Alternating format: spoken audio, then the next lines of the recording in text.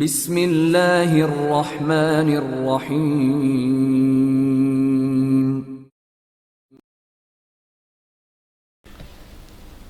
Add لاوا Imran series, مصنف ابن Safi.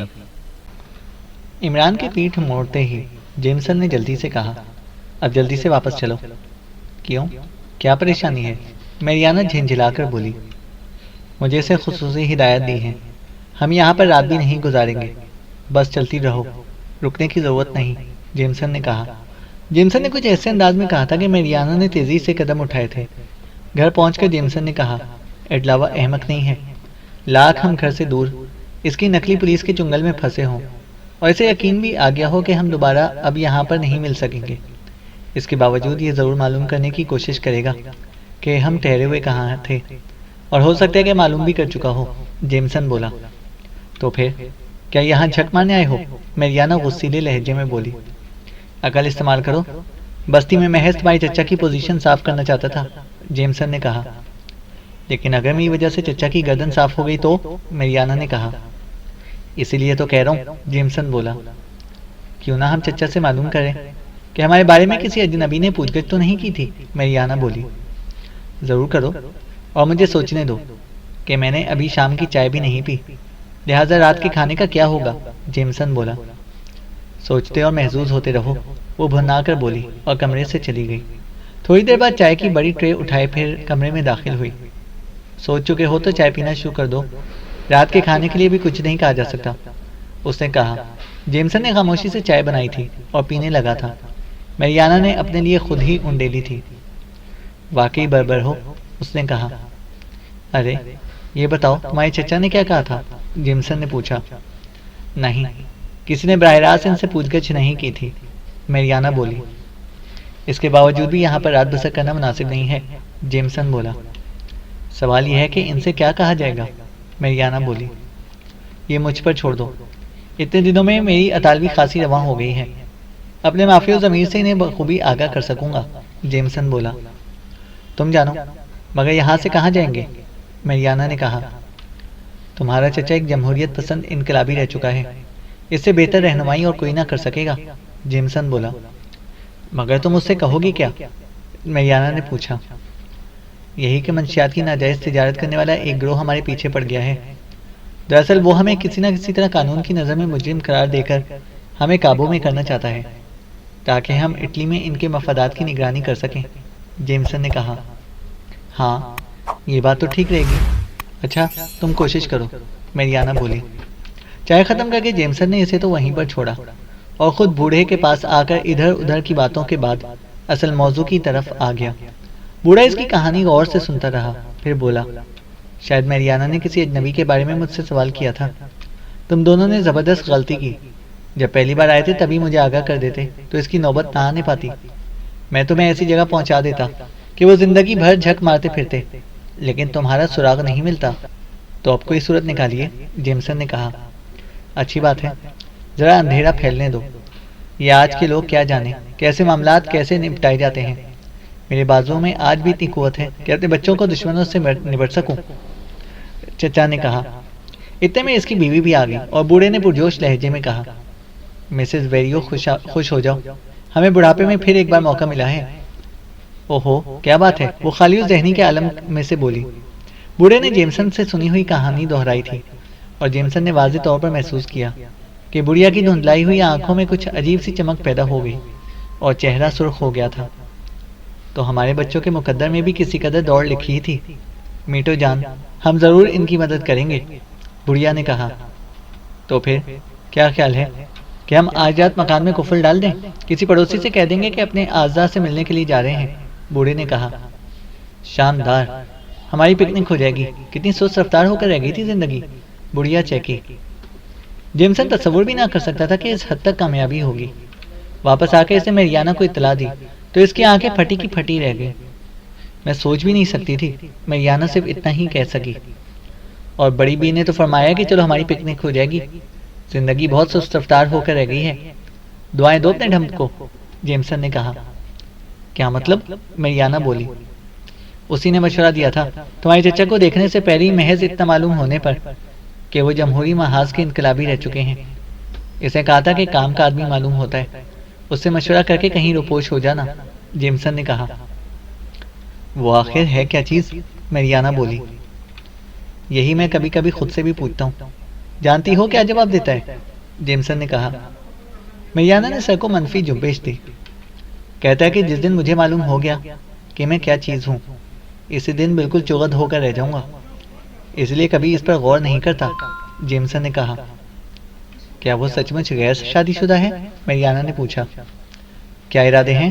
Jamieson نے کہا۔ میں محسوس کر رہی ہوں کہ اس کے بغیر زندگی زندہ نہیں رہ سکتی، میریانا نے کہا۔ وہم ہے تمہارا، پتہ نہیں کتنی ابھی تک زندہ ہیں، اور دھڑا دھڑ مزید زندگیوں کا اضافہ کی جا رہی ہیں، جیمسن نے کہا۔ کیا مطلب؟ صاف صاف کہو، میریانا بولی۔ اس سے مایوس ہو کر دوسروں سے شادیاں کی اور نہایت فراخ دلی سے بچے جنے جا رہی ہیں، جیمسن نے کہا۔ تم بھی غیر شادی شدہ ہو؟ میریانا نے پوچھا۔ میرے قبیلے میں 70 سال کی عمر تک پہنچنے سے قبل شادی ممنوع ہے، جیمسن نے کہا۔ تم بکواس کر رہے ہو، تمہاری کسی بات پر یقین نہیں کر سکتی، میریانا بولے۔ یقین کرو، 3 سال ہوئے میرے باپ کی شادی ہوئی ہے، جیمسن نے کہا۔ اور تم 2 سال میں اتنے بڑے ہو گئے، میریانا نے کہا۔ میرے قبیلے میں یہی ہوتا ہے۔ تم سب مسخرے ہو، وہ ہنس پڑی۔ دوسری طرف بوڑھے نے تیاریاں شروع کر دی تھیں۔ دونوں میاں بیوی بچوں کی طرح بات بات پر کہے لگا رہے تھے۔ رائفل کی نال صاف کی گئی، ریوالور کا جائزہ لیا گیا، کارتوسوں کے پیکٹ سنبھال کر رکھے گئے۔ کم از کم 1 ہفتے کا راشن اور شراب کی بوتلوں کا کریٹ وین میں پہنچائے گئے، اور پھر رات کے کھانے کے بعد ان کی روانگی ہو گئی۔ بوڑھا خود ہی ڈرائیو کر رہا تھا اور اس نے جیمسن کو اپنے قریب ہی بٹھایا تھا۔ وہ اسی سڑک پر جا رہے تھے جو انہیں لکو کی بستی تک لائی تھی۔ رات بڑی خوشگوار ہے، سالہ سال بعد ایسی خوبصورت رات نصیب ہوئی ہے۔ کیوں ویریو، کیا خیال ہے؟ بوڑھا چہکارا۔ مجھے ایسی کئی راتیں یاد آ رہی ہیں، بڑھیا نے کہا۔ ویسے تم کرتے کیا ہو؟ بوڑھے نے جیمسن سے پوچھا۔ زیر تعلیم ہوں، یونان سے آیا ہوں، باپ مراکشی عرب تھا اور ماں یونانی تھی، جیمسن نے کہا۔ آخر ان لوگوں کے چکر میں کیسے پڑے؟ بوڑھے نے کہا۔ آپ جانتے ہیں کہ ساری دنیا میں منشیات کا استعمال کس طرح بڑھ رہا ہے، اور نشے بھی کیسے، سلا دینے والے، ایسے نہیں کہ خون کو جوش میں لائیں، ذہن بیدار کریں، بلکہ ذہن اور جسم دونوں کو مفلوج کر کے رکھ دیں۔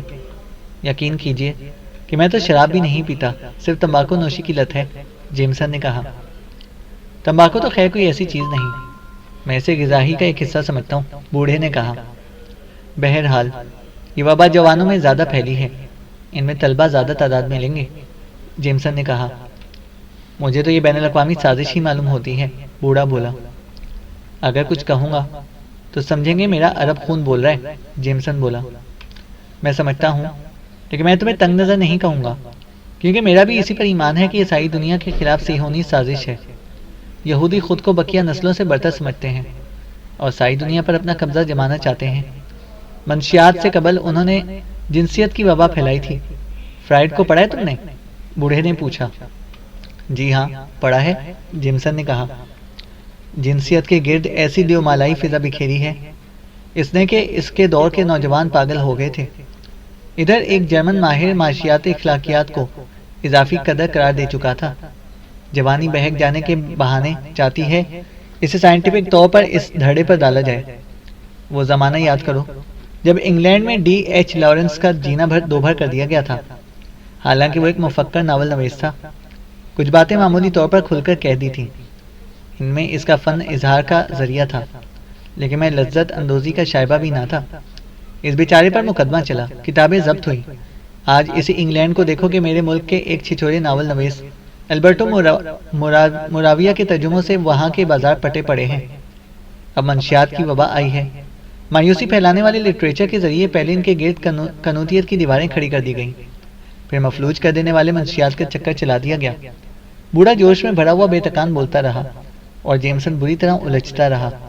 اچانک بوڑھے نے خود ہی چونک کر گفتگو کا رخ موڑ دیا۔ ہاں تم بتا رہے تھے کہ کس طرح الجھے تھے؟ میں قطعی نہیں الجھا جناب، یونان ہی میں مجھے الجھانے کی کوشش کی گئی تھی۔ میں ان کے کچھ رازوں سے بھی واقف ہو گیا تھا، بس شامت آ گئی، ادھر بھاگ آیا۔ میریانا سے ملاقات ہوئی، میں سمجھا تھا کہ یہاں پناہ مل جائے گی، لیکن وہ تو جسے بھی تاک لیں، پیچھا کب چھوڑتے ہیں۔ میری وجہ سے خواہ مخواہ میریانا بھی خطرے میں پڑی، مجھے بے حد افسوس ہے، جیمسن نے کہا۔ پرواہ مت کرو، سب ٹھیک ہو جائے گا۔ ہماری حکومت اس مسئلے پر کافی حد تک سنجیدہ ہو گئی ہے، نتائج اچھے ہی نکلیں گے، بوڑھے نے کہا۔ گاڑی سڑک سے ایک ناہموار راستے پر مڑ گئی، تبھی انہیں معلوم ہوا کہ ان کے پیچھے ایک گاڑی اور بھی ہے۔ شاید تعقب، جیمسن بڑبڑایا۔ ضروری نہیں کہ تمہارا شبہ درست نکلے، اس راہ پر گاڑیاں آتی جاتی ہی رہتی ہیں، انگوروں کی کاشت کرنے والوں کی چھوٹی چھوٹی بستیاں ہیں، ادھر میرا ملک ویران تو نہیں، تمہیں انتہائی دشوار گزار جگہوں پر بھی اپنے آدم ضرور ملے گا، بوڑھے نے کہا۔ جیمسن کچھ نہ بولا، لیکن خطرہ محسوس کر لینے والی رگ برابر پھڑکے جا رہی تھی۔ عمران کے دلائل نے اسے یقین دلایا تھا کہ بوڑھے کے گھر کی نگرانی میریانا کی عدم موجودگی میں بھی ہوتی رہی ہوگی۔ آج نگرانی کرنے والوں نے دونوں کی واپسی کا منظر بھی دیکھا ہوگا۔ شاید بوڑھے نے محسوس کر لیا تھا کہ جیمسن مطمئن نہیں ہوا، اس لیے آہستہ سے بولا، تمہارے شبہ کی تصدیق کیے لیتے ہیں۔ کس طرح؟ جیمسن نے کہا۔ بائیں جانب گاڑی راستے سے اتار کر دیکھیں گے، اس طرح جیسے اس میں کوئی خرابی ہو گئی ہو، پھر تصدیق ہو جائے گی، بوڑھے نے کہا۔ یہاں اس ویرانے میں نہ روکیے، روکنا ہی ہے تو کسی بستے میں روکیے گا، جیمسن نے کہا۔ ڈرو نہیں لڑکے، بوڑھا بولا۔ میں عورتوں کی وجہ سے کہہ رہا ہوں، جیمسن نے کہا۔ میں لڑکی کی حفاظت کے لیے کافی ہوں، بڑھیا نے پچھلی سیٹ سے کہا۔ جیسی آپ لوگوں کی مرضی، جیمسن نے کہا۔ وہ سمجھا تھا شاید میریانا بھی اس کی ہاں میں ہاں ملائے گی، لیکن وہ تو بالکل ٹھس بیٹھی رہی۔ بوڑھے نے انجن کو ریس دے کر گاڑی کو بائیں جانب نیچے اتار دیا اور نیچے اتر کر اس طرح بونٹ اٹھانے لگا جیسے کوئی خرابی واقع ہو گئی ہو۔ دوسری گاڑی آگے بڑھتی چلی گئی اور اگلے موڑ پر جو قریبی تھا نظروں سے اوجھل ہو گئی۔ تم نے دیکھا؟ خیر اب رکے ہیں تو تھوڑی دیر آرام سے تمباکو نوشی کر لیں، بوڑھا چہک کر بولا۔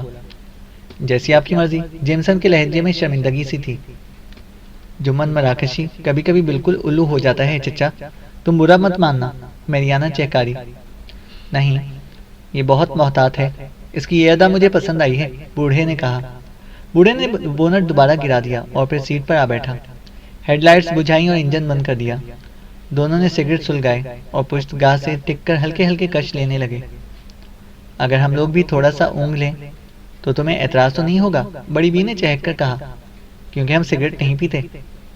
ضرور ضرور، آج برسوں کے بعد تم اپنے مخصوص انداز میں بولی ہو، چچا نے خوشی ظاہر کرتے ہوئے کہا۔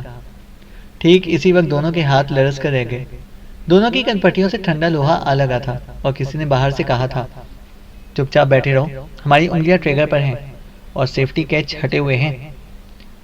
جیمسن کی طرف والا عورتوں سے بولا تھا، اگر تم دونوں نے کوئی حرکت کی تو یہ ضرور مار دی جائیں گے۔ کون ہو تم لوگ؟ جیمسن بولا۔ اچھا اچھا، تو تم ہی سوال کر رہے ہو بدماش، اسے جواب ملا۔ چچا کی طرف والے نے کہا، بوڑھے یہ لڑکے اور غیر ملکی ہمارے ساتھ جائیں گے۔ تم ہو کیا چیز، پیچھے ہٹ جاؤ، بوڑھا گھرایا۔ اس پر دونوں ہنس پڑے تھے اور ایک نے کہا تھا، جانے دو، ان کی بات کا برا مت ماننا۔ اسے بولتے بولتے تکلیف سے بھرپور سسکائی لی تھی۔ کیا بات ہے؟ بوڑھے کی طرف والے نے پوچھا۔ میں نے کور کیے ہوئے ہوں، تم ادھر آ کر دیکھو، میری گردن میں کسی کیڑے نے اپنا ڈنگ چبو رکھا ہے۔ جیمسن نے محسوس کیا تھا کہ اس کی کنپٹی پر ریوالور کی نال کا دباؤ کم ہوتا جا رہا ہے، اور پھر ایک کراہ سنائی دی۔ ریوالور کی نال بالکل ہٹ چکی تھی، پھیکوئن کی گاڑی ہی سے ٹکرا کر زمین پر گرا تھا۔ یہ دونوں خاموش بیٹھے گہری گہری سانسیں لیتے رہے۔ اب پہلے ہی کا سناٹا طاری تھا اور جھینگروں کی جھائیں جھائیں کچھ اور زیادہ واضح ہو گئی تھی۔ دفتن کسی نے قریب ہی سے کہا، فکر کی بات نہیں، پولیس آفیسر غافل نہیں رہتے۔ ڈھمپ، میریانا نے نعرہ لگایا۔ نہیں، یہ تو اسی پولیس آفیسر کی آواز معلوم ہوتی ہے جو تمہیں پہنچانے کے لیے آیا تھا، چچی نے کہا۔ ٹارچ روشن کر کے تصدیق کی جا سکتی ہے، باہر سے آواز آئی۔ ارے خدا کے بندے، تم کہاں سے آ گئے؟ انہیں کیا ہوا؟ نیچے اتر کر دیکھ لو، باہر سے آواز آئی۔ چچی نے باسکٹ سے ٹارچ نکال کر روشن کی تھی۔ دو آدمی گاڑی کے قریب ہی اوندھے پڑے نظر آئے۔ یہ کون ہے؟ میریانا ہکلائی۔ نیچے اتر کر دیکھ لو، شاید شناسا ہی ہو، پولیس آفیسر بولا، کیونکہ ایسے ہی آدمی دوسری بار بھیجے جائیں گے جو تمہیں اچھی طرح پہچانتے ہوں۔ اور ہاں جمن مراکشی، تم بھی نیچے اتر کر ان کے ہاتھ پشت سے باندھو، پولیس آفیسر بول رہا تھا۔ اوکے اور میجسٹری، وہ ایڈلاوا ہے اور آپ چھلاوا ہیں، جیمسن اردو میں بولا۔ میں نہیں سمجھا. تم شاید بوکھلاہٹ میں اپنی مادری زبان بول گئے ہو, پولیس آفیسر نے کہا. او ہاں, میں بہت زیادہ نروس ہو گیا ہوں, جیمسن بولا. خیر خیر, اب اترو, پولیس آفیسر بولا. کیا یہ زندہ ہے؟ بوڑھے نے پوچھا. اور تندرست بھی, صرف بے ہوش ہو گئے ہیں, کم از کم 2 گھنٹوں کے لیے, پولیس آفیسر نے کہا.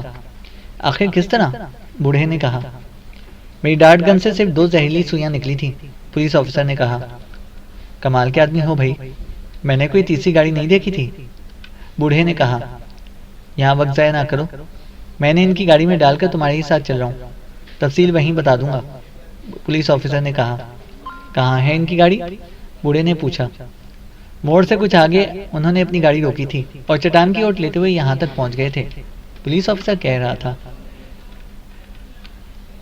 نئے گاہکوں نے الفروزے کی تجویز منظور کر لی تھی, لیکن آلن شیپرڈ بہت سنجیدہ اور محتاط آدمی معلوم ہوتا تھا, بلا ضرورت کھارتا بھی نہیں تھا. ویسے اس نے ان دونوں کی دلچسپیوں میں دخل اندازی نہیں کی تھی, پھر بھی دونوں کو تنہا کہیں جانے نہیں دیتا تھا, خود ساتھ ہوتا تھا. الفروزے کا خیال تھا کہ زولی زوگواں دنیا کی زندہ دل ترین عورت ہے, ذہین بھی تھی, باتوں کو بہت جلد چھپٹ لیتی تھی اور پھر دکھاتی تھی حاضر جوابی کے کمالات.